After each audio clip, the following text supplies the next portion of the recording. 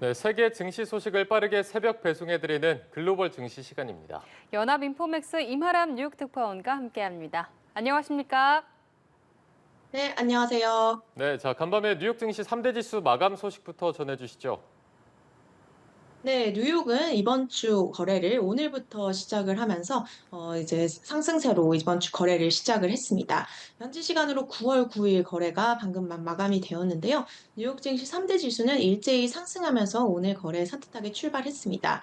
오늘 기준으로 다우 지수가 전거래일 대비 1.2% 상승 마감했고요. S&P 500 지수라든지 나스닥 지수는 나란히 1.16% 상승 마감 성공했습니다. 오늘 주가 상승세는 광범위했는데요. S&P 500 지수를 구성하고 있는 전 업종이 상승을 하는 모습을 보였습니다. 지금 미국의 핵심적인 기술주에는 저점 매수 수요가 일부 유입이 된 것으로 보이고요. 이외에도 소매업, 은행, 제조업 주요 종목들이 강세를 보이는 흐름을 나타냈습니다.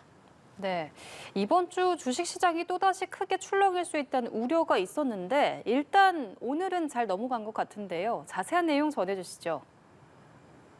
네, 사실 지난주 미국의 제조업 관련 지표 그리고 고용 관련 지표가 연이어 부진하게 발표가 됐습니다.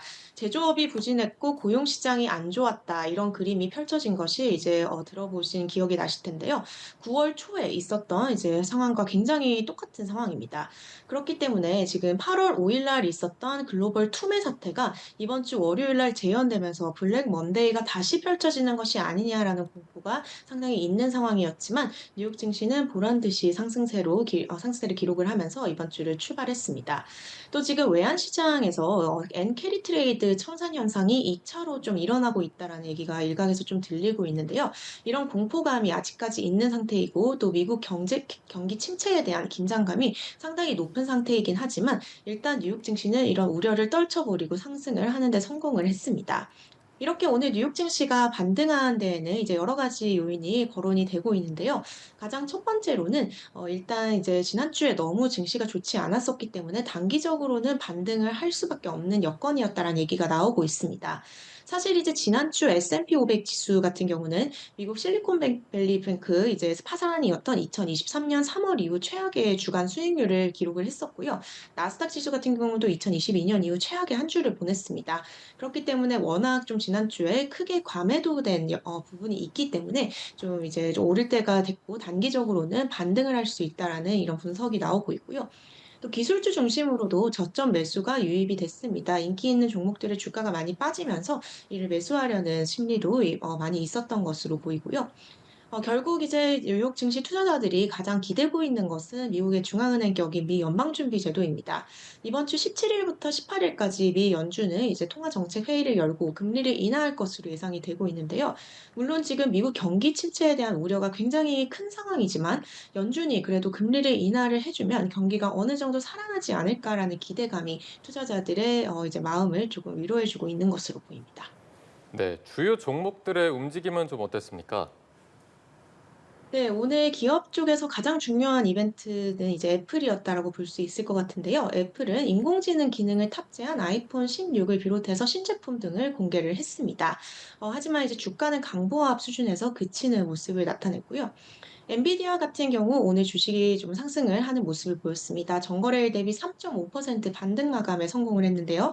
엔비디아 주가가 지난 한 주 동안 14% 정도나 급락을 했었기 때문에 오랜만에 좀 시원한 반등세가 나온 것으로 보입니다. 엔비디아 주가가 지금 100달러대에서 움직이고 있는 만큼 엔비디아 현 주식 주가 수준에서 매수하는 것이 상당히 괜찮다라는 의견도 나오고 있는데요. 미국 투자기관 더글라스 C. 레인 어소시에이트 분석가가 이런 분석 전했습니다.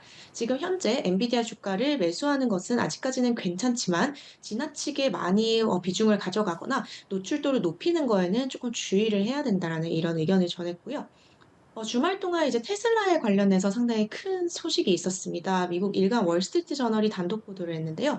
월스트리트 저널은 일론 머스크의 스타트업 AI 스타트업인 xAI가 기술과 자원을 제공하는 동시에 테슬라 매출을 일부 보상으로 돌려받는 상황을 논의 중이다라는 보도를 전했습니다. 이런 보도가 주말간 전해졌지만 일론 머스크 테슬라 CEO는 이를 부인한 상태이고요.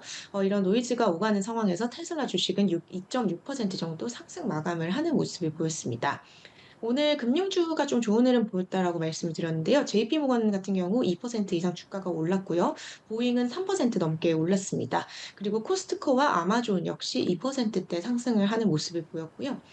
오늘 주가가 급등한 종목이 있습니다. 서밋 테라퓨틱스인데요.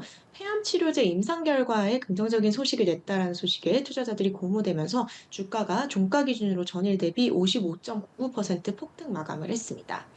또 지난주 후반에 S&P 측에서 이제 팔란티어와 델 주식을 S&P 500 지수에 편입할 것이다라는 소식을 전했었는데요. 이런 소식 반영하면서 양 주식의 주가 모두 오르는 모습을 보였습니다.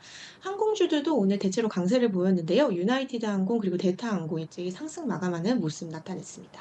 예, 이번 주 주목할 만한 일정도 정리해 주시죠. 네, 이번 주에 가장 중요한 경제 지표는 미국의 물가 지표라고 볼 수 있을 것 같습니다. 이 현지 시간으로 11일, 미국의 8월 소비자 물가 지수가 발표가 되고요. 12일에는 이제 생산자 물가 지수가 발표가 됩니다. 사실 이 물가 지표 같은 경우는 코로나 팬데믹 이후 인플레이션이 찾아오면서 가장 투자자들이 주목했던 이런 지표라고 할 수 있는데요. 이번 달에 발표되는 지표는 그래도 이전보다는 그렇게 중요성을 띠지는 않을 것으로 보입니다. 지금 미국 연방준비제도라든지 투자자들의 관심이 물가보다는 고용으로 확연히 넘어간 상태이기 때문에 이 CPI라든지 PPI는 무난한 수준만 나와주면 시장에 큰 영향을 미치지는 않을 것으로 보이는데요.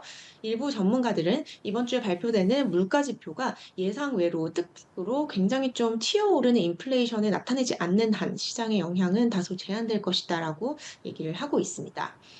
뿐만 아니라 이번 주에 유럽 중앙은행의 금리 결정이 예정이 되어 있습니다. 12일 현지 시간으로 미국 유럽 중앙은행은 기준금리를 결정을 하는데요. 전문가들은 유럽 중앙은행이 금리를 인하할 것이다라고 유력하게 판단하고 있는 상태입니다. 대형 정치 이벤트도 예정이 되어 있기 때문에 주식시장에도 변수가 될 수 있습니다. 해리스 부통령과 도널드 트럼프 전 미국 대통령의 첫 TV 토론회가 현지 시간으로 2일 예정되어 있습니다. 네, 알겠습니다. 지금까지 글로벌 증시 알아봤고요. 연합인포맥스 임하람 뉴욕 특파원과 함께했습니다.